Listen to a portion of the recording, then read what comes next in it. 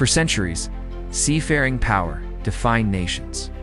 From the age of sail to the rise of steam, it was the Navy that decided the fate of empires. The British Empire at its height ruled the oceans without challenge, projecting influence to every corner of the globe. The Royal Navy's supremacy gave rise to the phrase, "Britannia rules the waves."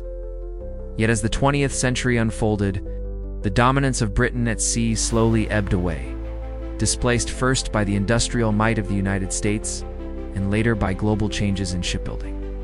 By the early 21st century, the British shipbuilding industry, once unrivaled, is reduced to a fraction of its former self. But today, something remarkable is happening. Sleeping giant is awakening. Britain's naval industry is finding its second wind.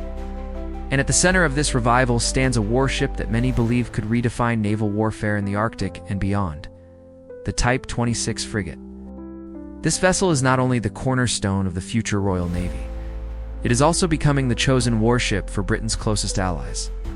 Canada, Australia, and now Norway have committed to the program, making the Type 26 a multinational endeavor that will bind together navies across oceans. In August 2025, Norway announced that it would purchase at least 5 Type 26 frigates in a contract worth $13.5 billion United States dollars. This is more than a simple procurement. It is the most expensive armament program in Norwegian history, a declaration of intent and a powerful signal to Moscow. Why does this matter so much?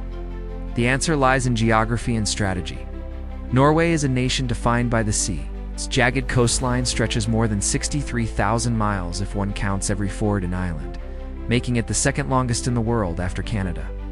Its position on NATO's northern flank, facing directly toward the Arctic Ocean and the Barents Sea, places it on the front line of any confrontation with Russia's northern fleet.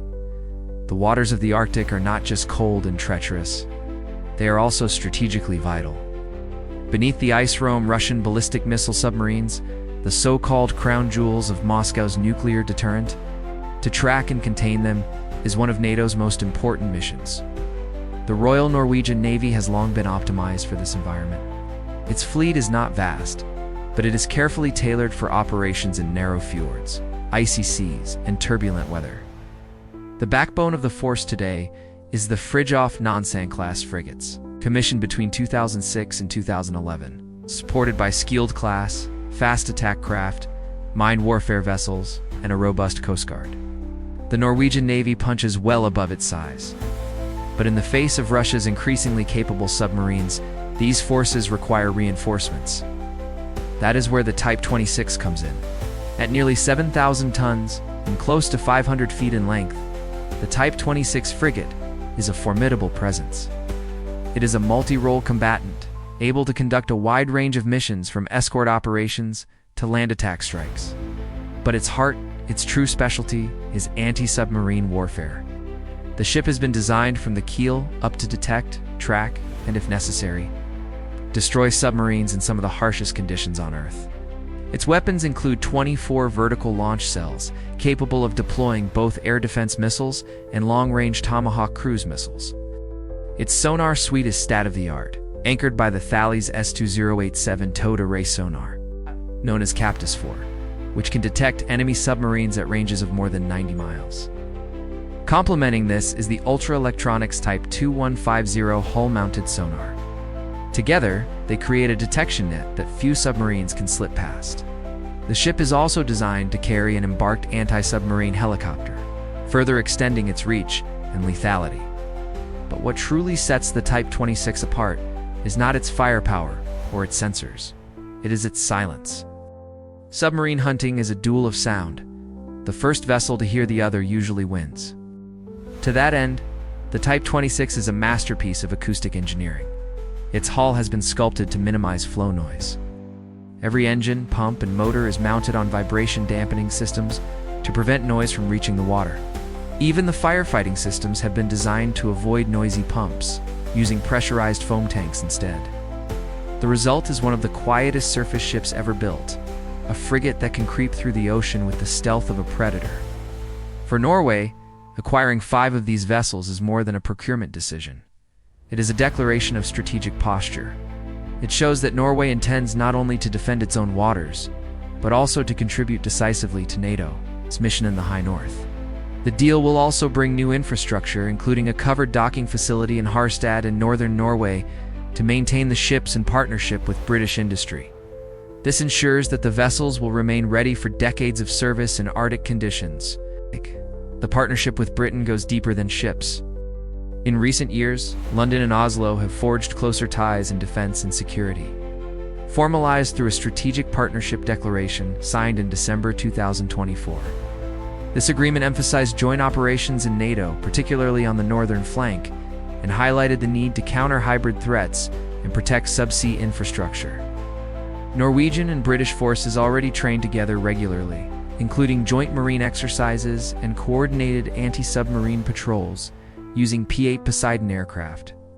The addition of shared frigates will take this collaboration to an entirely new level. Economically, the deal is also transformative. For Britain, which once built more than 80% of the world's ships, but has seen its share collapse to less than 1%. The Type 26 program represents a revival. The Norwegian order alone guarantees years of work for British shipyards and hundreds of small and medium-sized suppliers. More than 400 companies are part of the supply chain, spreading the benefits across the nation. This is the largest British warship export success since the Second World War. Challenges remain. The Royal Navy desperately needs new frigates to replace its aging Type 23 fleet. Yet Norway requires its first ship by 2028, the same year Britain expects its own deliveries. This overlap means one of the Royal Navy's initial frigates will likely be reassigned to Norway, creating tension in scheduling. But from a strategic point of view, whether the frigate sails under the white ensign of Britain or the naval flag of Norway, it will still be hunting the same adversary: Russian submarines in the Arctic. Looking forward, Norway plans to completely overhaul its navy by 2036, replacing its entire fleet with 28 new vessels based on a common hull design, adding to new German-built submarines, and upgrading its coastal forces. Combined with the Type 26, this modernization marks the rebirth of Norway as a true Arctic naval power. It is almost poetic. More than 1,000 years ago, Viking longships prowled the seas, striking fear across Europe. Today, the descendants of those Vikings are once again turning to the sea. But with frigates built from steel, equipped with sonar arrays, and bristling with modern weapons, the spirit of the Viking raider has been reborn as the modern Viking frigate. For Russia, this development is deeply troubling. Its northern fleet, once confident in its ability to operate under the ice with relative impunity, now faces a coalition of navies deploying some of the most advanced submarine hunters ever constructed. For NATO, it is a vital reinforcement of the alliance's northern shield. The message is unmistakable. The seas of the High North are no longer uncontested. The modern Viking has returned, and with the Type 26 frigate at its side, it is ready to hunt in the depths of the Arctic once again.